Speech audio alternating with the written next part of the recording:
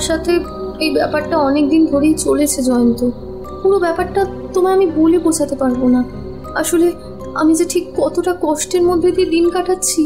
কিন্তু তুমি বুঝতে পারছো না, তুমি যেটা বলছো সেটা কখনোই সম্ভব নয়। এই কদিন হলো এখানে আমরা এসেছি। কেন সম্ভব নয়? তোমায় আমি সবটা বলেছি, তারপরেও তুমি বিশ্বাস করতে চাইছো না কেন? তুমি যেটা বলছো সেটা অসম্ভব মিনা। ই আবার হয় নাকি? তুমি একটা বিড়ালের জন্য সারা রাত ঘুমাতে পারছো না? তুমি জানো না জয়ন্ত, তুমি এই কদিন বাড়িতে ছিলে না, আবার প্রত্যেকটা রাত যে কিভাবে কেটেছে সেটা আমি জানি। এখন তো আমি এসে গেছি, আর তোমায় কোনো চিন্তা করতে হবে না। জয়ন্ত মিনাকে নিজের বুকের মধ্যে জড়িয়ে নিল।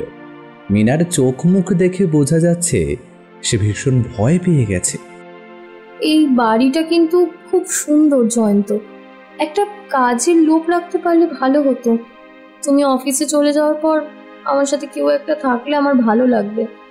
না হলে এত বড় বাড়িতে আমি একা থাকি, ভয় তো লাগবেই বলো। আমি অনেক চেষ্টা করলাম বুঝলে মিনা, কিন্তু এ বাড়িতে কেউই কাজ করতে আসতে রাজি হচ্ছে না। বলছে এই বাড়ি নাকি ভূতের বাড়ি।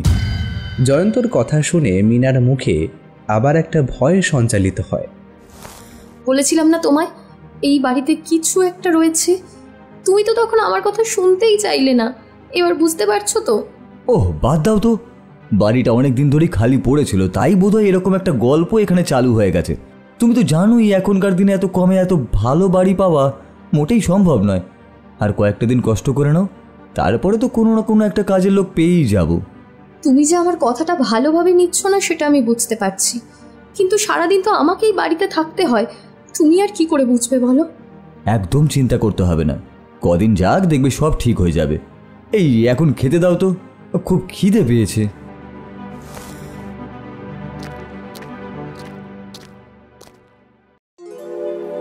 বাড়িটা বেশ ভালো বুঝলি, কিন্তু আমার মনে হয় বাড়িটাতে কিছু একটা রয়েছে। একটা বিড়াল মাঝে মাঝে আমাদের ঘরে ঢুকে পড়ে, অথচ দরজা জানলা সব বন্ধ থাকার পরেও সে যে কিভাবে ঢোকে সেটা আমি বুঝতে পারি না। ঘরের মধ্যে কোনো এক সময় ঢুকে পড়েছিল হয়তো, তুই হয়তো বুঝতে পারিসনি। তুই তো আবার একটুতেই ভয় পেয়ে যাস। না রে জয়ন্ত, অফিসে চলে যাওয়ার পর সারাদিন তো আমাকে একাই থাকতে হয়, আর এখনো কোনো কাজের লোকও পাইনি বলাটা ভুল হবে যদিও। জয়ন্ত বলছিল কেউ এই বাড়িতে কাজ করতে আসতেই চায় না। আসলে নতুন জায়গা তো, আর কাজের লোকজন এখন খুব শেয়ানা হয়ে গেছে, এইরকমই করে আর কি। মাইনে বাড়িয়ে নিয়ে নেওয়ার ধান্দা, বুঝলি? তুই চিন্তা করিস না, ঠিক পেয়ে যাবি। আচ্ছা শোন, এখন আমি রাখি, হ্যাঁ, অনেক কাজ পড়ে আছে।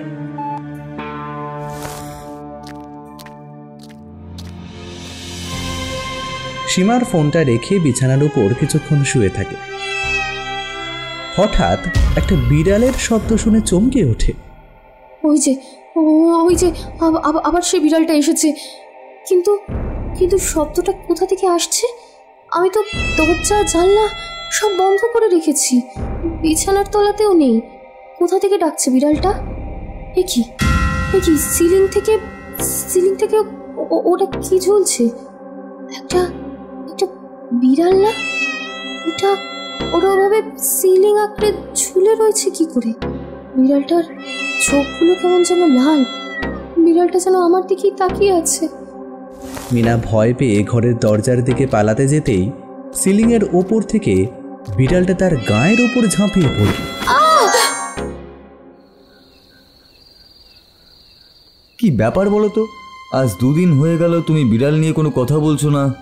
বিড়ালের ভয়টা কি তোমার কেটে গেছে? কেটে গেছে। তুমি তো কিছুই খেলে না।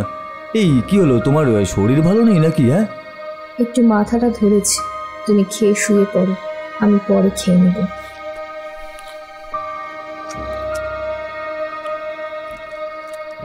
এরপর জয়ন্ত খেয়ে নিয়ে তার ঘরে শোয়ার জন্য চলে গেল।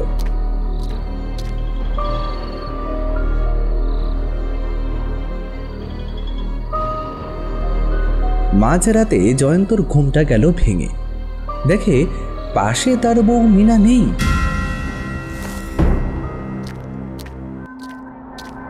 তখন সে মিনাকে খুঁজতে খুঁজতে রান্নাঘরে গিয়ে দেখল মিনা ওই অন্ধকারে বসে কি করছে? এইভাবে বসেছেই বা কেন? এ কি দেখছি আমি? মিনা, এই কাঁচা মাছ খাচ্ছ তুমি? মিনা, আরে এই মিনা! মিনা জয়ন্তর দিকে তাকাতেই তার মুখে কাঁচা মাছ দেখা গেল। মুখের দুপাশ থেকে দুটো লম্বা লম্বা দাঁত বেরিয়ে আছে না? এ তো মিনা হতেই পারে না।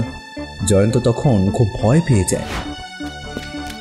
সে দৌড়ে রান্নাঘর থেকে নিজের ঘরের দিকে যাওয়ার চেষ্টা করতেই সামনে একটা বিড়ালকে দেখতে পেল।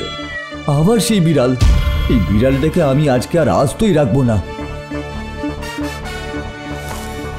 এই লাঠিটা দিয়ে বিড়ালটাকে আজ...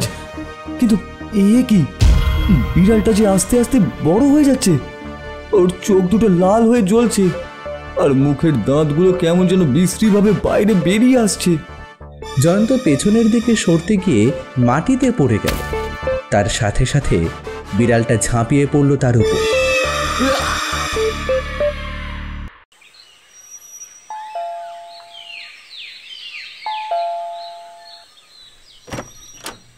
আমার নাম রতি। দাদাবাবু, আপনারা কাজের লোক খুঁজছিলেন শুনলাম। আমি কাজ করব, তবে সন্ধ্যের পর আর এই বাড়িতে আমি থাকবো না। কেন, সন্ধ্যের পরে বাড়িতে থাকতে কি সমস্যা? এ বাড়িতে রেতে বিড়াল ভূত বেরোয় গো। আগে যারা কাজ করেছে সবাই হয় ভয় কাজ ছেড়ে দিয়েছে, না হয় হারিয়ে গেছে। আমার খুব কাজের দরকার, তাই আমি এলুম। তবে পরানটা তো আগে, তাই এই বাড়িতে সন্ধ্যের পর আর থাকবো না।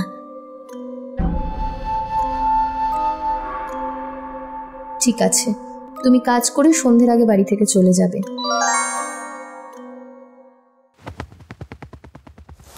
দিদি, একটু দাদাবাবুর জন্য চা করে দিয়ে যেও। সন্ধে হয়ে যাবি তো, আমি পারবো না। কি ভয় পাও দিদি? এই তো এতদিন হয়ে গেল আমরা আছি, কোনোদিন তো কিছু দেখিনি। এইসব কথা এখন আলোচনা করতে হয় না। আমি চা করে দিচ্ছি। রতির চায়ের জোগাড় করতে করতে আরও খানিকটা সন্ধে হয়ে গেল। সে রান্নাঘরে তাড়াহুড়ো করে চা তৈরি করছে। এমন সময় রান্নাঘরের দরজার কাছে এসে দাঁড়ালো জয়ন্ত আর মিনা। অনেকদিন হলো এই বাড়িতে মানুষের যাওয়া আসা, আর করতে দেওয়া যাবে না, তাহলে আবার লোক বসবাস শুরু করে দেবে। এই নিয়ে 3 দিন হলো, আমার আর সহ্য হচ্ছে না। চলো চলো, আমার মুখ থেকে লালা পড়ে যাচ্ছে। আর দেরি করে লাভ নেই। মিনা আর জয়ন্ত আস্তে আস্তে এগিয়ে যেতে লাগলো রতির দিকে। রতি মন দিয়ে নিজের কাজ করছিল। চুপি চুপি করে জয়ন্ত গিয়ে তার ঘাড়ের ওপর কামড় বসিয়ে দিল। কিছুক্ষণ পর জয়ন্ত চিৎকার করে উঠে কামড় ছেড়ে দিয়ে মাটিতে পড়ে গিয়ে ছটফট করতে লাগলো। মর মর, চটপটিয়ে মর। তুই কেন দাঁড়িয়ে? হ্যাঁ, তুই কামড়াবি না আমায়? আপনি ম্যাডাম চিনতে পেরেছিস তাহলে? হ্যাঁ, তুই তোর সন্তান সম বিড়াল হত্যার জন্য যদি প্রতিশোধ নিতে পারিস, তাহলে আমি আমার সন্তানদের বাঁচাতে আসবো না? আপনার ছেলে সে তো আমি আগেই মেরে দিয়েছি। হ্যাঁ জানি তো, তুই ওদের বিনা দোষে মেরেছিস, তাই ওদের আবার জন্ম হয়েছে। আমি জানি বিড়ালটাকেও ভুল বুঝে মেরেছিল। তুই তো জানিস বিড়ালটাকে ওরাও কত ভালোবাসতো। এখন যা হবার হয়ে গেছে, তোরা ওদেরকে মুক্তি দিয়ে চলে যা। ওদের বাকি জীবন শান্তিতে কাটাতে দে। না, কখনোই না। এই বাড়িতে আমার সন্তান সম বিড়ালের উপর অত্যাচার হয়েছে, সেই বাড়িতে আমি কাউকে থাকতে দেব না। তাহলে আয় দেখি কার ক্ষমতা বেশি। আমি তখন কিছু করতে পারিনি, তবে আজ আমি ছাড়বো না। বিড়ালের শব্দ করে মিনা এগিয়ে আসতেই রতি আগুনে পোড়ানো গরম খুন্তি দিয়ে সজোরে দিল এক ঘা। উড়ে গিয়ে লাগলো দেওয়ালে। তারপর একটা ছায়া মূর্তি ওদের শরীর থেকে বেরিয়ে হাওয়াতে মিলিয়ে গেল। আজ আমার প্রতিশোধ সম্পূর্ণ হলো। আমি আর এখানে আসবো না। এই বাড়ি আজ থেকে অভিশাপ মুক্ত।